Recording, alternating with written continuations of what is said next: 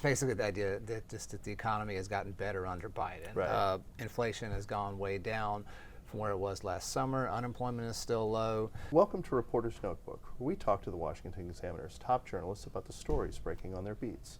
I'm Jim Antle, and I'm joined today by White House reporter Haisten Willis. Haisten, the President, Joe Biden, he's been on this big Bidenomics push. It seems to be a central part of his re-election message. What are we talking about? Yeah, very much so. This is a big thing they've been pushing. It seems like everything they do has the term Bidenomics in there somewhere. They got big signs when he makes speeches behind him, Bidenomics. They're talking about promoting it.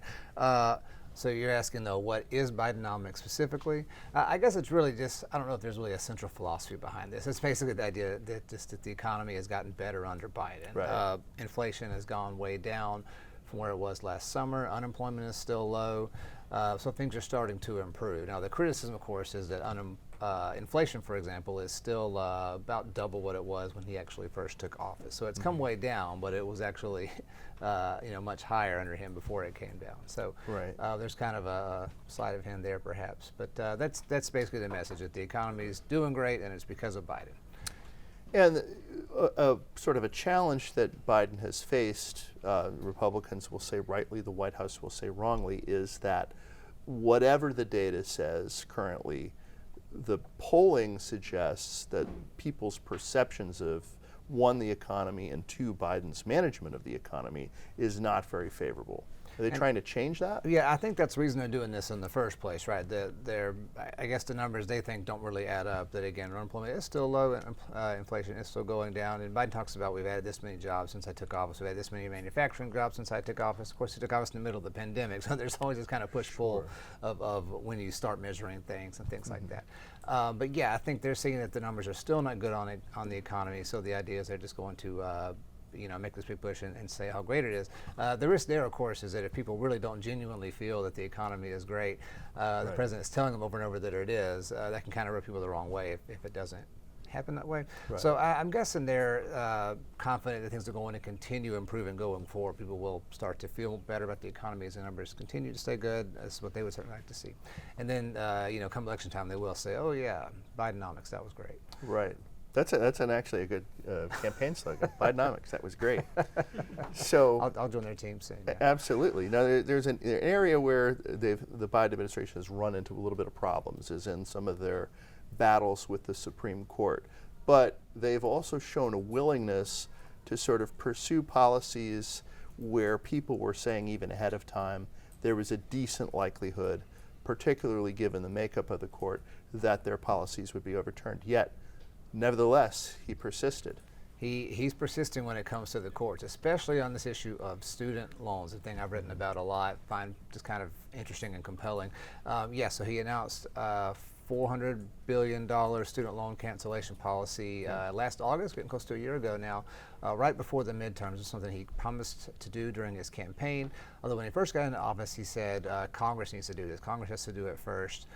He finally changed his mind for whatever reason and announced last August he was going to do this huge program, up to $20,000 per person, at least $400 billion, massive, massive amounts of money that are involved here, very controversial.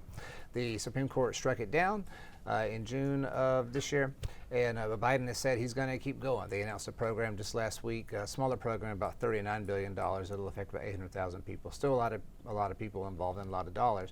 And then he's saying we're still going to go for this bigger program using a different legal justification.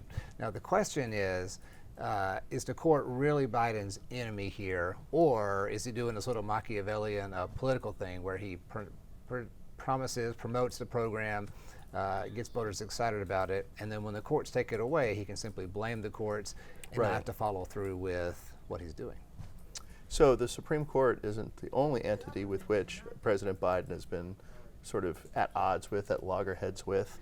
There have been a number of Republican senators who the White House has had a sort of escalating war of the words with. We'll talk a little bit about that. Yeah, there's two senators he's increasingly quarreling with. The bigger one that's getting more and more attention, it seems like every single day lately, is Alabama Senator Tommy Tuberville, former college football coach, so sort of brands himself as coach. His official Senate page has his football in there. He's big on his football background. Right. But anyway, he blocked all the way back in February a Pentagon policy that was instituted following the Dobbs decision.